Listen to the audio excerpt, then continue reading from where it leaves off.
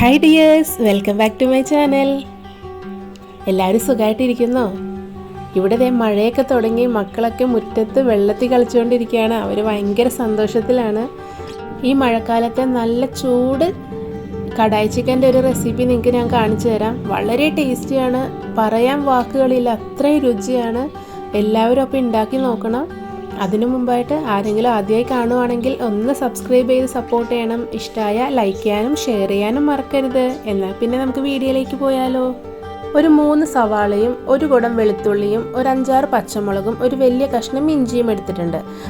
3 സവാള നമുക്ക് ഫൈനായിട്ട് കട്ട് ചെയ്തെടുക്കാം. ഇതൊന്ന് ഇഞ്ചിയും വെളുത്തുള്ളിയും ജസ്റ്റ് ക്രഷ് ചെയ്തെടുക്കണം. ഇനി വേണ്ടത് ഒരു വലിയ ക്യാപ്സിക്കവും 3 തക്കാളിയും, കുറച്ച് മല്ലിയില വേണം.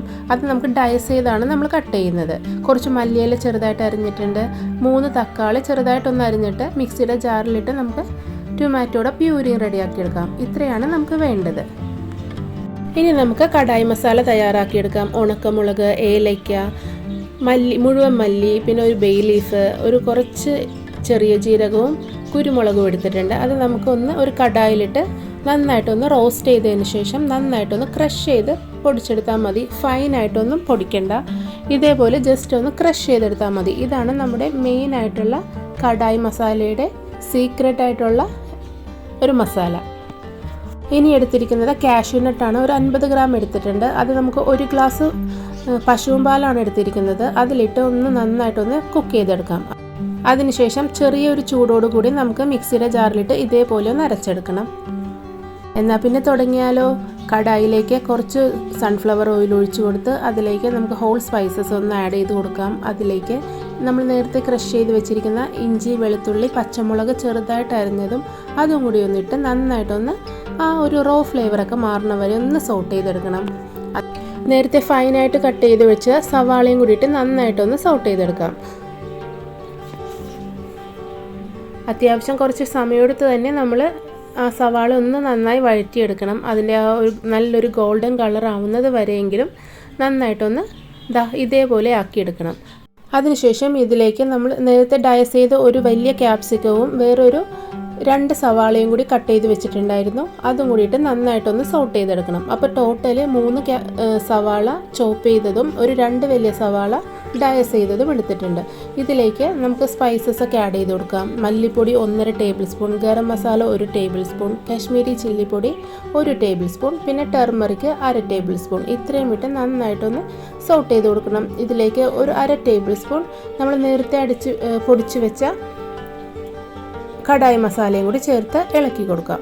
മസാലപ്പൊടിയുടെയൊക്കെ ആ റോ ഫ്ലേവറൊക്കെ ഒന്ന് മാറണ വരെ നന്നായിട്ടൊന്ന് മൂപ്പിച്ചെടുക്കണം. നല്ലൊരു കളർ ആവണ വരെ നമുക്ക് ആ ചെറിയൊരു തീയിൽ വെച്ച് നന്നായിട്ടൊന്ന് സോട്ട് ചെയ്തെടുക്കണം. ഇതാ നോക്കി, നന്നായിട്ട് മൂത്ത് വന്നിട്ടുണ്ട്.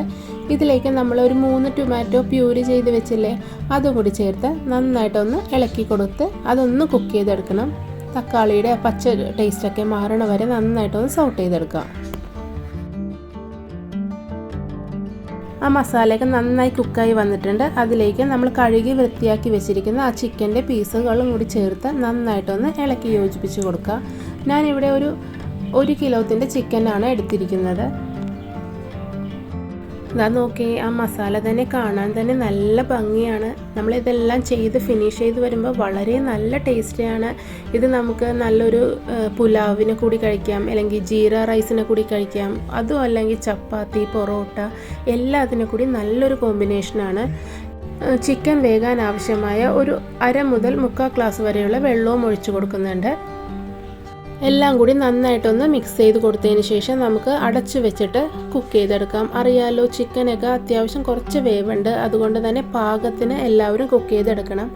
ഓരോ സ്ഥലത്തും ചിക്കൻ്റെയൊക്കെ വേവ് കുറച്ച് വ്യത്യാസം ഉണ്ടാവും. ചിലർ നാടൻ ചിക്കൻ ആണെങ്കിൽ കുറച്ചധികം ടൈം എടുക്കും.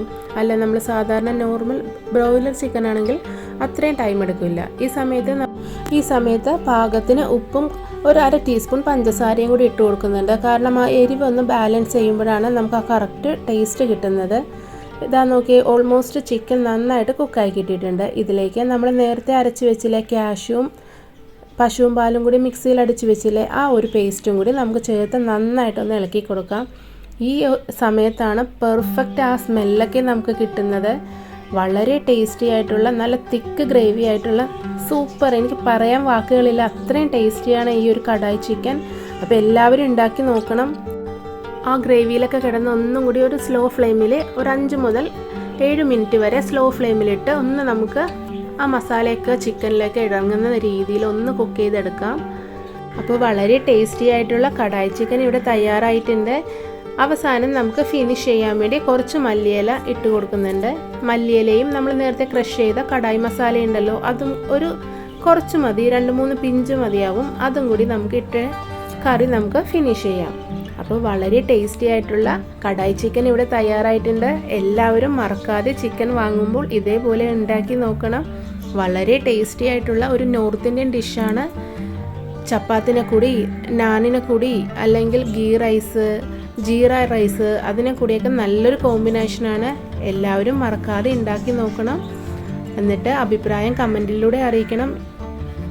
പിന്നെ നമുക്ക് അടുത്തൊരു വീഡിയോയിലൂടെ കാണുന്നത് വരെ thanks for watching. Love you all.